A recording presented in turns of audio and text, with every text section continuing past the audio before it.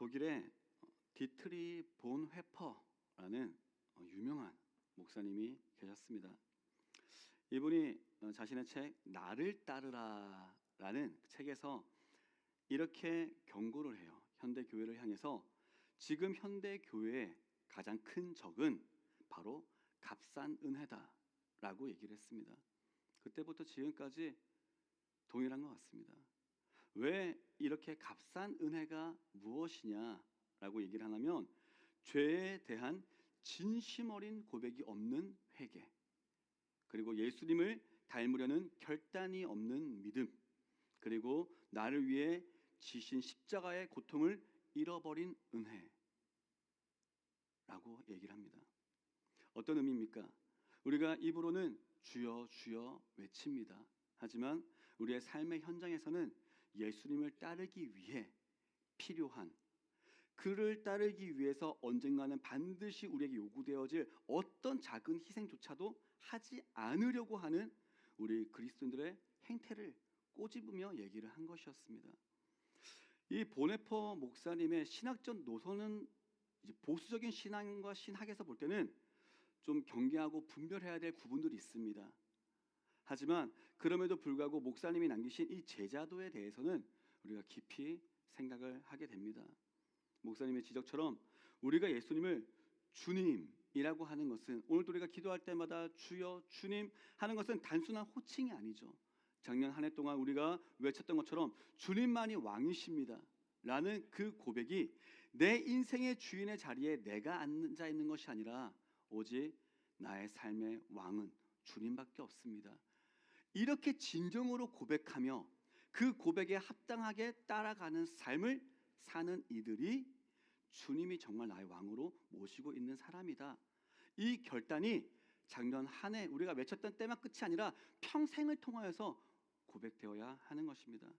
그래서 오늘 말씀에서는 이제 우리가 계속 함께 봤던 이 맹인의 눈을 고치신 예수님의 기적을 많은 사람들이 함께 봤습니다. 그런데 그 예수님의 기적 앞에서 각기 다른 반응을 보이는 모습을 보게 됩니다. 그리고 이들을 통해서 예수님의 제자로서 우리가 제자의 길을 걷는데 방해가 되는 것은 무엇인가, 그리고 참된 제자도를 실천하는 것은 무엇인가를 보게 될 것입니다. 말씀 앞에서 오늘 우리의 믿음을 또다시 확인할 수 있기를 바랍니다. 그리고 그 믿음 가운데 나를 위하여 이미 모든 것을 주신 나의 왕이신 예수님을, 그 은혜를 값싸게 여기는 나의 삶이, 그리고 나의 모습이 아니라 진정 주님을 기쁘시게 해드리는 제자의 길을 걸어갈 수 있는 우리 모두가 될 수 있기를 축복합니다. 그렇다면 제자도에 대해서 방해가 되는 첫 번째가 이제 말씀에 나타나는데요, 이것은 바로 나 중심의 신앙입니다. 어떤 거라고요? 나 중심의 신앙. 이러한 모습을 누구를 통해 쉽게 볼 수가 있냐? 바리새인들을 통해서 쉽게 볼 수가 있습니다. 24절 말씀 함께 읽겠습니다. 시작. 사람을 두 번째 불러 이르되 너는 하나님께 영광을 돌리라. 우리는 이 사람이 죄인인 줄 아노라. 아멘. 바리새인들은 어떤 사람이었죠? 철저한 율법주의자들입니다. 쉽게 말하면 말씀 전문가고요, 그 말씀대로 실천하며 철저하게 살려고, 철저함을 넘어 어느 정도의 수준을 요구하냐? 완벽하게. 그래서 내가 구원을 얻겠다 라고 하며 했던 사람들이 이 사람들입니다. 그러다 보니 겉으로 보기에는 어떻게 보였을까요? 완벽해 보였을 거예요. 하지만 실상은 열어보니 예수님의 제자가 되어 그분을 따르는 데는 철저하게 실패한 사람들이었다라고 할 수가 있습니다. 오히려 예수님을 따르는 게 문제가 아니라 메시아이신 예수님이 왔음에도 불구하고 그 예수님도 알아보지 못했다. 이것은 엄청난 문제입니다. 이런 문제가 생긴 이유가 무엇인가를 곰곰이 따져보니 나 중심이라는 한마디로 다 표현할 수 있겠더라고요. 불교에서도 쓰는 용어기도 하지만은 예전부터 우리 인간의 욕망과 감정을 통칭해서 이런 말을 써오는 것 같습니다. 오욕칠정이란 말이 있어요. 오욕에는 재물욕, 명예욕, 식욕, 수면욕, 색욕이 있고, 감정에는 기쁨, 분노, 슬픔, 즐거움, 사랑, 미움, 욕망 이렇게 감정이 있는데 우리 인간의 고통과 문제가 이런 욕망과 감정을 다스리지 못해서 생기는 것으로 우리 동양 철학에서뿐만 아니라 서양에서도 마찬가지고 이런 류가 상당히 많이 고민을 하고 이것을 그래서 어떻게 해결하면 나아갈까를 연구해 오는 모습을 볼 수가 있습니다. 그런데 이에 대해서 가장 정확하게 얘기해주고 있는 것은 성경입니다. 하나님께서는 우리 존재가 어떤 존재이냐, 왜 이런 죄악과 이런 욕망과 문제들 왜 생겼는가 분명히 얘기를 해주고 있습니다. 우리는 원래 어떤 존재입니까? 하나님의 형상대로 창조된 존재였습니다. 그런 우리가 죄로 말미암아 하나님의 형상이 깨어졌죠. 그리고 옛자 예수님을 믿고 새로워진 우리의 자아가 있음에도 불구하고 여전히 내게 남은 이 죄악된 본성, 이것이 바로 이런 모든 욕망과 감정으로 드러나게 되더라 라고 성경은 얘기합니다. 그런데 이 또한도 죄의 그러면 이 모든 것들이 왜 되는가, 이 죄의 핵심은 뭐냐 하나만 얘기한다면 하나님이 왕이 되셔야 할 자리에 내가 앉았다. 그래서 하나님이 원하시는 바, 하나님이 뜻하시는 바가 아니라 내 욕심, 내가 원하는 바, 내 감정대로 살고자 하는 것, 이것이 다 만악의 근원이 되더라 라고 성경은 알려줍니다. 바리새인들의 문제가 바로 이거였습니다. 이들은 성경의 말씀은 많이 알았어요. 그 지식은 그런데 하나님을 위한 게 아니라 누구를 위한 것이었습니까? 나의 구원도 아니에요. 내 명예를 지키기 위한 것이었습니다. 그들은 끊임없이 예수님에서 왜 이 맹인에게 와가지고도 야 이게 진짜 똑바른 일이야 아니야 잘못한 거야 예수는 죄인이야 24절 읽은 말씀 가운데도 야 이거 예수는 죄인이라고 나는 안다. 왜 얘기하고 있냐? 계속 안식일 갖고 논쟁이 이어지고 있기 때문이에요. 그래서 이가 무엇을 했는가를 끊임없이 묻고 있는 거예요. 그 놀라운 일 앞에서 아 진짜 이분이 메시아이신가 하나님이신가 이거 알려고 한 게 아니고요. 자 안식일에 우리가 이렇게 일하지 말라고 했잖아. 근데 이런 일 어떤 일 했어? 그 죄 맞지? 죄 맞지? 라고 하고 있는 겁니다. 이들은 자신들이 보기에는 그런 모든 행태가 안식일을 지킨다라고 생각했습니다. 하지만 그 실상에서는 그냥 자신들의 권위를 지키고 싶었어요. 이 권위를 무너뜨리게 되는 예수의 행보가 마음에 안 들었습니다. 결국 이 모든 것도 무엇입니까? 탐욕이라는 거예요. 그래서 예수님이 나타나 때로는 자신들의 잘못을 지적합니다. 바리새인들 저렇게 하면 안 돼. 그리고 안식일에 진짜 주인은 하나님이시고 그 아버지와 함께하는 나를 따라 살아가는 삶이 진짜다. 안식일의 원래 의미가 무엇이냐? 이렇게 자기들이 하는 말과 끊임없이 다르게 하는 예수님의 모습보다는 다시 그 인기를 자기들이 갖고 오고 그들에게 갖고 있던 그 모든 어떤 명예와 내가 인정받기를 원하던 욕구가 이 모든 걸 통해서 드러나게 된 것입니다. 결국 시기와 질투의 분노가 이 감정이 폭발하게 된 거죠. 24절에서 하나님께 영광을 돌리라 라는 표현이 나옵니다. 근데 이것은 진짜 하나님께 영광을 돌리고 찬양하라는 뜻이 아닙니다. 이거는 야 거짓말 하나님 앞에서 그 영광됨을 위해서 너 거짓말하지 마 사실대로 말해 예수가 죄인 맞잖아 이렇게 얘기하고 있는 거예요. 답은 정해져 있습니다. 그들에게 예수는 죄인이다. 그리고 이것을 듣기 위해서 압박하고 있는 겁니다. 다시 말하지만 그들이 예수님을 죄인이라고 몰아세우는 이유, 거부하는 이유는 어떤 신학과 신앙적인 부분이 아니었습니다. 그냥 내 욕망과 내 자존심을 건드렸기 때문이었습니다. 나를 지키기 위해 예수님을 버렸다라고 얘기를 할 수가 있죠. 이 바리새인들의 모습을 통해서 우리도 예수님을 믿습니다. 우리는 이들과 다르다고 생각을 합니다. 하지만 그럼에도 불구하고 정말 예수님의 참된 제자로서 예수님을 따라가는데 왜 계속 문제가 생기고 어려움이 생기는가를 알 수가 있습니다. 그것이 동일하게 우리 안에 여전히 살아있는 이 욕망 덩어리들이 있기 때문입니다. 예수님을 따르겠다고 우리가 말합니다. 고백도 합니다. 그런데 내 자존심이 상하면 마음이 상합니다. 화도 납니다. 내게 어떤 손해가 생기면 금세 이 손해를 어떻게 메꿔야 될까? 어떻게 기브 앤 테이크가 될 수 있을까?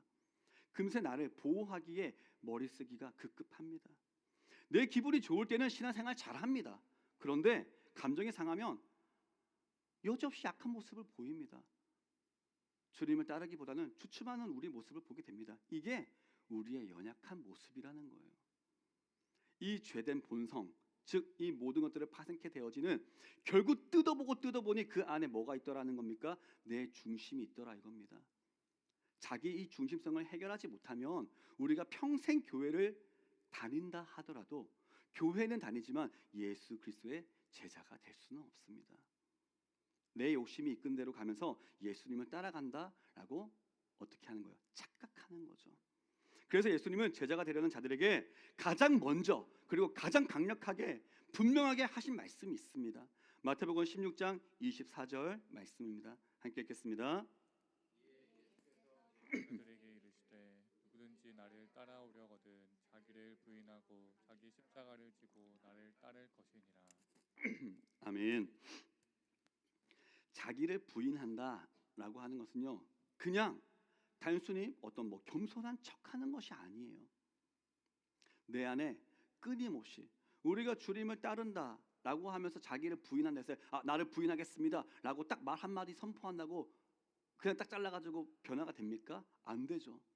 끊임없이 되기를 바라고 주님 닮기를 원합니다. 주님 닮기를 원합니다. 하지만 여전히 내 안에서 뭐가 올라옵니까? 내 욕망과 내 자아가 끊임없이 충동질하며 올라오더라 이거예요. 그런데 이게 올라와서 누구 주인 노릇하려고 하냐? 내 삶에 내가 주인이다. 주님이 원하시는 말씀과 주님이 말하시는 길이 아니라 너가 원하는 데 반응해. 화나잖아, 욕심나잖아, 흥분되잖아, 너 마음대로 해. 괜찮아.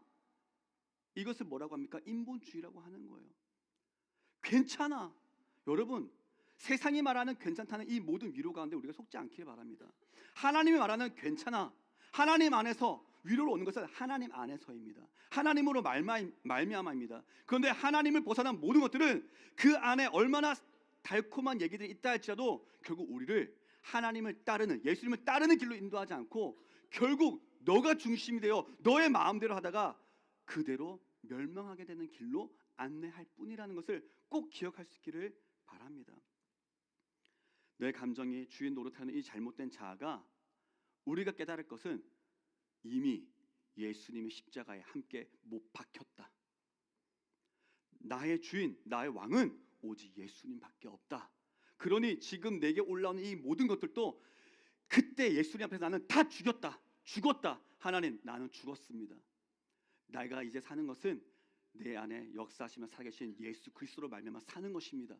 끊임없이 고백하며 나아가는 것, 이게 주님을 따르는 것입니다. 바리새인의 실패를 우리가 거울 삼기를 바랍니다. 그래서 내가 주인된 이 자리에서 내가 내려와 예수님을 나의 진정한 나의 왕, 나의 주인으로 모실 수 있는 것, 이것이 참된 제자로서 걸을 수 있는 길임을 기억하며 나아갈 수 있기를 바랍니다. 바리새인들의 모습을 통해서 제자들을 방해하는 첫 번째가 나 중심의 신앙생활이었다면, 두 번째는 바로 맹인의 부모의 모습을 통해서 볼 수가 있습니다. 우리 요한복음 9장 20절에서 22절 말씀 함께 읽어보겠습니다. 시작. 그 부모가 대답하여 이르되 이 사람이 우리 아들인 것과 맹인으로 난 것을 아나이다. 그러나 지금 어떻게 해서 보는지 또는 누가 그 눈을 뜨게 하였는지 우리는 알지 못하나이다. 그에게 물어보소서. 그가 장성하였으니 자기 일을 말하리이다.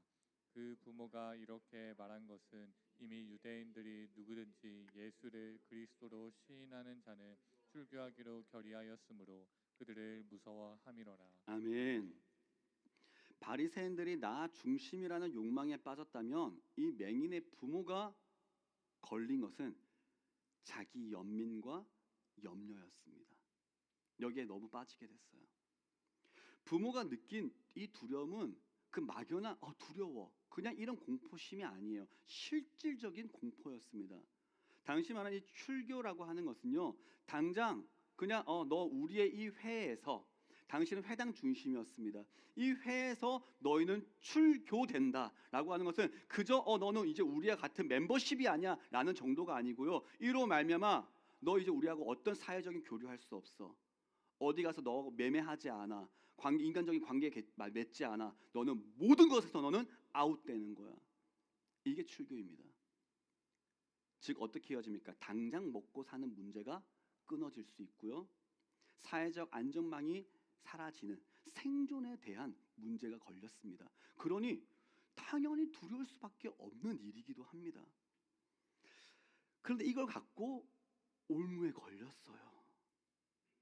우리 인간의 생각하면 당연히 어려울 수 있는 거 아니야 라고 인간적으로는 동의가 되기도 합니다. 하지만 주님께서는 그조차도 거기에 너무 빠지게 되면 주님은 잃어버리게 될 수 있다라는 것을 얘기해 주시더라 이겁니다. 왜냐하면 이들에게는 자 아들이 평생을 맹인으로 살다가 눈을 떴습니다. 아들이요. 부모라면 마땅히 어떤 기쁨이 있어야 됩니까? 내 아들이 눈을 떴습니다. 지금 이게 안식일이냐 어떤 얘기 다 떠나가지고 지금 내 아들이 눈을 떴습니다. 이 눈을 뜨게 한 네가 누구인가? 이렇게 가야 되는 것이 당연해야 됐을 거예요. 그런데 그것보다는 그렇게 하고 난 다음에 부모에게 찾아와 자, 네 아들 어떻게 눈 떴어? 물어보는 이 바리새인들 앞에 두려움을 극복하지 못하는 모습이 이 부모의 모습이었다는 겁니다. 이들은 예수님께 그 두려움으로 말미암아 나아가서 감사하거나 찬양하기는커녕 입을 닫고 그냥 숨게 되는 선택을 합니다. 이 부모의 모습 속에서 우리도 참 닮은 꼴을 쉽게 발견할 수 있는 것 같습니다. 우리가 예수님을 따르는 이 제자의 길에서 참 때때로 멈추게 되는 이유를 보면요, 꼭 어떤 거창한 죄를 짓거나 아니면 막 생명을 걸고 순교를 해야 돼서 지금은 이제 이런 일들이 그렇게 크게 많지는 않은 것 같아요. 적극적으로 내가 예수님을 배반해서 그 길을 못 따르겠습니다. 이런 얘기가 아닙니다. 대부분은 뭐가 가장 문제가 되냐? 삶의 염려가 문제가 되더라고요. 삶의 염려가 뭐가 문제가 되냐? 우리를 마비시킵니다. 두려움이 올 때, 염려가 될 때 원래 우리는 하나님 도와주시옵소서. 근데 이 하나님 도와주세요라고 하는 것도 그냥 입으로 주여가 아니라 하나님이 정말 나의 인생의 주인 되신다, 나의 왕으로서 나를 돌보아 주신다라는 확신과 신뢰가 있으면 그 신뢰 안에서 믿음으로 더욱더 걸어갈 수 있는 근거와 힘이 반드시 주어집니다. 살아갈 수 있습니다. 여러분 저 혼자만 그런 경험을 특별하게 해라가 아니라 예수님부터 지금까지 수많은 우리 믿음의 선배들이, 우리의 부모까지도 모든 이들이 예수님 안에서 어렵고 힘들어도 주님이 나와 함께 하시면 이 길을 극복할 수 있다, 이겨나갈 수 있다. 그래서 주님만 바라봐라, 주님과 다른 것도 바라봐라가 아니라 주님만 바라봐라 라고 외쳐왔습니다. 그런데 언제부턴가 지금 시대가 어떻게 해요? 주님도 바라보지만 야, 삶도 니들이 살아가야지, 계속 겉으로 무엇인가를 포장하게 되는 거예요. 그러니까 기도는 하는데 완전히 기도에 집중하는 것이 아니라 기도하지만 나 빨리 뭐 해야 되지? 어떤 거 해야 되지? 마음이 분산되더라 이겁니다. 그 안에는 보니 두려움과 염려에 몰입이 되더라 이겁니다. 몰입되어서 아직 있지 않은 내일, 그리고 앞으로의 일 가운데 염려하며 고민하며 넘어집니다. 그리고 이런 생각은 꼬리에 꼬리를 물며 더 커지게 돼 있어요. 걱정은 더 큰 걱정으로 이어지고요, 염려는 더 큰 염려로 이어지더라고요. 그러다 보니 결국 이 마음이 두려움과 염려에 압도되어지게 됩니다. 당연히 그러니까 주님만 바라봤는데 주님만 바라보지 못하는 거죠. 그리고 주님에 따라 믿음으로 걷지도 못합니다. 근래는 그리고 또 보면은 이 두려움과 염려만이 아니고요, 진짜 심플하게 이런 모습도 볼 수 있는 것 같아요. 그냥 쉽게 말하면 예수님을 따르기가 그냥 귀찮아서, 그냥 힘들어서 라는 것도 지금 우리 젊은 세대를 보면 좀 쉽게 보게 되는 것 같습니다. 당장 죽음이 보이지 않아요. 그리고 이것저것 신경 쓸 일도 많아요. 그런데 이런 가운데 더 힘을 내서 신앙생활하자라고 하는 게 귀찮습니다. 힘듭니다. 때로는 제자로서 어떤 선택을 해야 되는지 알기는 해요. 말씀은 잘 알아요. 그런데 이제는 못하겠다, 너무 힘들다, 저 지쳤어요 라고 하며 멈추기도 합니다. 이러든 저러든 우리는 이것을 그래, 우리 연약한 사람이니까 어쩔 수 없는 거야 라고 합리화하기도 합니다. 그런데 이 또한도 살펴보니 나 중심의 결과더라 라는 거죠. 내가 겪는 문제가 누구보다 크다고 느끼는 겁니까? 하나님보다 크다. 우리는 분명히 입으로 선포하죠. 하나님의 온 우주보다 크십니다. 무에서 유를 창조하시는 게 하나님이십니다 라고 고백합니다. 그런데 문제가 하나님보다 크게 느껴지는 겁니다. 맹인의 부모는 아들의 눈을 뜨게 하신 예수님의 이 위대한 능력을 눈앞에서 봤습니다. 하지만 그럼에도 불구하고 유대인들의 이 출교의 위협에 닥치게 되자 여지없이 넘어지게 되더라. 그렇다면 누구도요, 우리도 이럴 수 있더라 라는 것을 기억해야 합니다. 그래서 그들은 예수님의 제자가 될 기회를 놓쳤습니다. 두려움과 이 염려는요, 더 나아가서는 나 중심의 이 합리화라고 하는 것은 결코 우리를 믿음의 길로 인도하지 않습니다. 하나님을 신뢰하지 못하게 하고요, 나 자신만 바라보게 합니다. 그리고 결국 믿음의 걸음을 멈추게 하기도 합니다. 제자도라고 하는 것, 예수님을 따라가는 길은 결코 문제가 없는 꽃길을 걷는 게 아닙니다. 주님은 우리를 향하여 자기 십자가를 지고 나를 따르라라고 하셨습니다. 그 길을 걷는 가운데 우리가 할 것은 그 상황 가운데서 왜 이런 일이 있습니까? 이 문제를 해결하실 주님만 바라보는 게 아니라 그 문제 자체에서도 나와 함께 하시며 걷게 하시는 주님, 이 자체가 주님을 향한 나의 믿음의 고백이 된다는 것을 기억하시기를 바랍니다. 우리가 할 것은 이 문제를 해결하실 주님도 맞지만 지금 이 문제보다 크신 주님이 계시기 때문에 이 문제를 나는 어떻게 돌파해 나갈 것인가를 선택하고 보여줘야 하는 것. 그래서 염려가 밀려올 때 주님은 우리를 향하여 무엇을 하라고 하십니까? 무릎을 꿇어라, 기도해라 라고 하십니다. 빌립보서 4장 6절에서 7절 말씀 함께 읽겠습니다. 시작. 염려하지 말고 다만 모든 일에 기도와 간구로 너희 구할 것을 감사함으로 하나님께 아뢰라. 그리하면 모든 지각에 뛰어난 하나님의 평강이 그리스도 예수 안에서 너희 마음과 생각을 지키시리라. 아멘. 여러분, 힘든 건 힘들 수 있습니다. 환경을 이겨나가야 되는 것도 우리의 또 지혜 가운데 기도하면서 선택해야 될 몫이 있습니다. 열심히 살아가야 합니다. 그런데 그것을 이겨나가는 우리의 본질적인 나의 모든 중심 가운데 내 감정에만, 내 상황에만 몰입되어서 하나님을 하나님답게 나는 바라보고 있는가 그렇지 못하는가는 체크해봐야 된다는 것입니다. 두려움은 결코 하나님이 주신 감정이 아닙니다. 염려도 하나님이 주시는 감정이 아닙니다. 하나님은 아무것도 염려하지 말라고 하십니다. 그것이 그냥 염려하지 말아야지 해서 안 되는 게 아니라 근거가 있잖아요. 무엇입니까? 너희들의 그 모든 것을 주께 맡겨라. 그리하면 하나님의 모든 지각에 뛰어난 하나님의 평강이 예수님 안에서 너희의 마음을 지켜주시리라. 그것이 그리스도인들이 따라가야 할 길이라는 것임을 기억할 수 있기를 바랍니다. 상황이 커 보일 때 우리가 눈을 들어서 그 상황을 다스리시는 하나님을 볼 수 있기를 바랍니다. 자기 연민과 염려를 하나님께 맡기고 하나님의 능력을 의지하는 하나님 그런 거룩한 담대함이 있게 하여 주시옵소서. 그때 우리가 예수님 따르는 제자로서 승리할 줄 믿습니다. 자, 이렇게 제자로서 우리가 예수님을 따라가는 가운데 넘어지게 하는 것들이 나 중심 그리고 다른 상황에 대한 염려와 두려움들이 있었음을 우리는 봤습니다. 그런데 마지막을 보니 그 모든 것들을 극복하며 이겨내며 오직 예수님을 쫓았던 이 맹인을 볼 수가 있어요. 바리새인들 욕망의 눈이 멀어서 예수님 배척했습니다.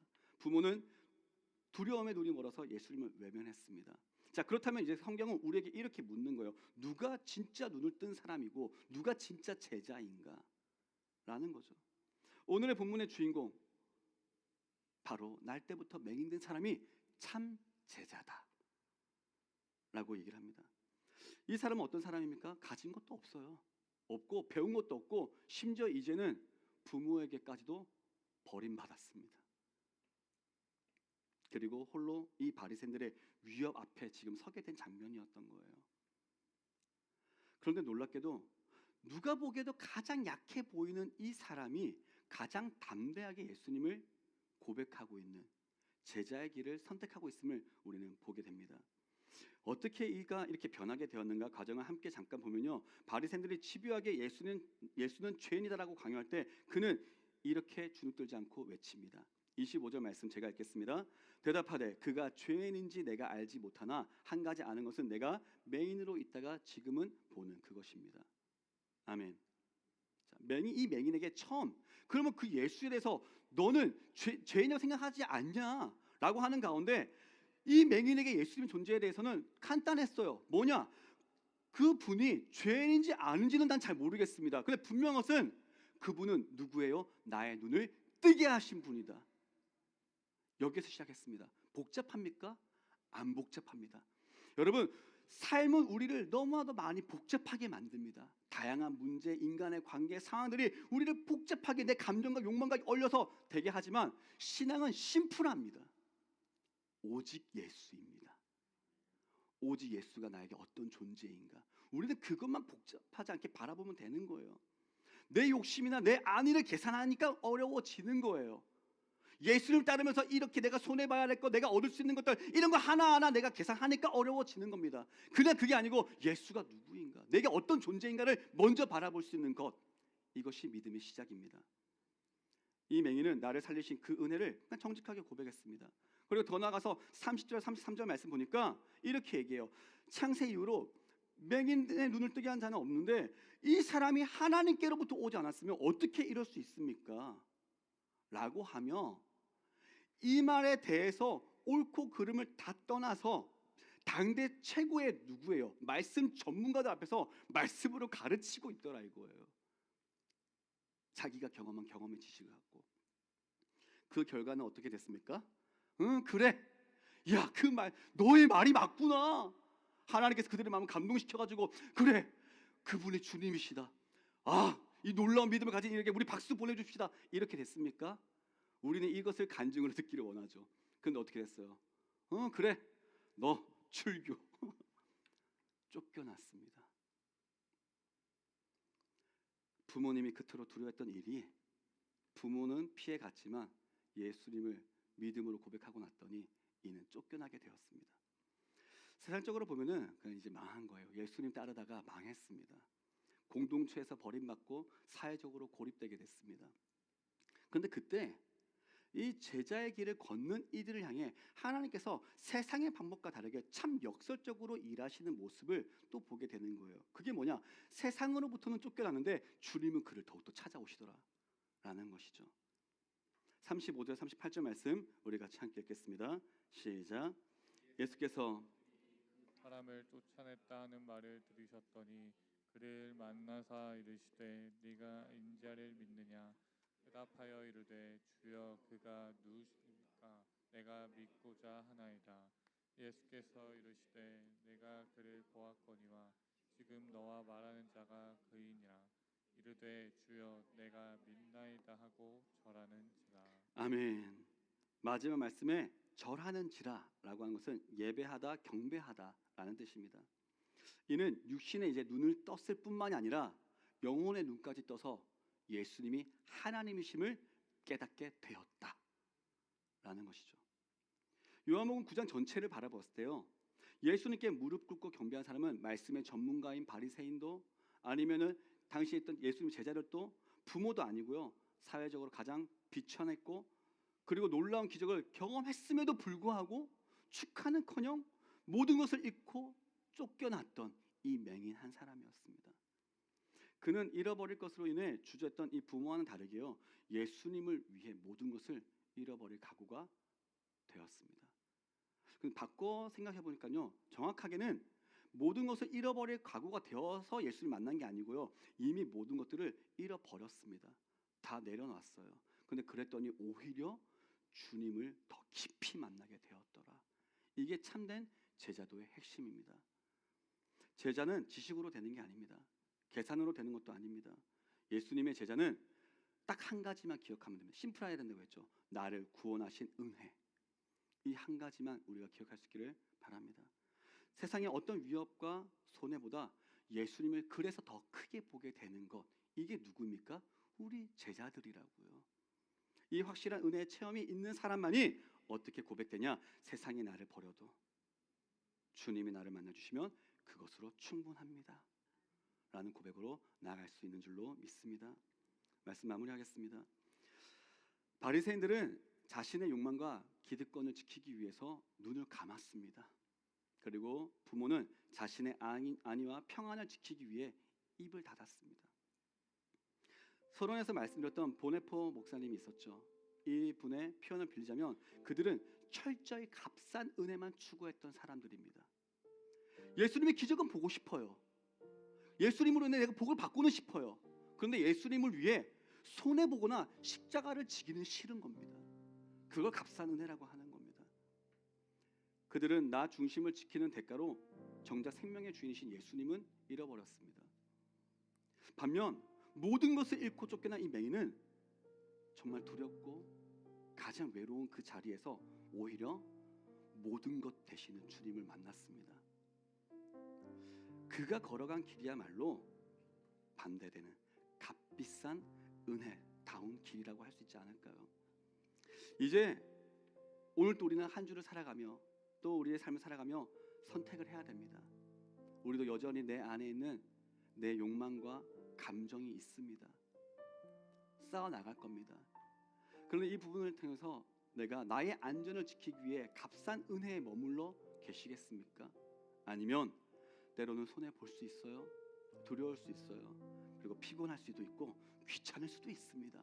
하지만 그럼에도 불구하고 예수님 한 분만을 위해 기꺼이 나의 전부를 걸고 맹인처럼 그 은혜 내게 결코 값싸지 않습니다. 그 값비싼 무엇으로도 내가 갚을 수 없는 그 은혜를 증명하며 살아가시겠습니까? 주님은 오늘 우리에게 원하십니다. 그렇게 내가 너를 위해 준 생명의 가치를 너희도 증명하며 살아가기를 바란다. 그게 예수님의 제자라는 것입니다. 우리가 스스로 본다고 생각했지만 오히려 맹인과 같았던 바리새인이 아니라 우리의 눈을 활짝 뜨고 진정으로 제자의 길을 걷는 우리 모두가 되시기를 간절히 축복합니다.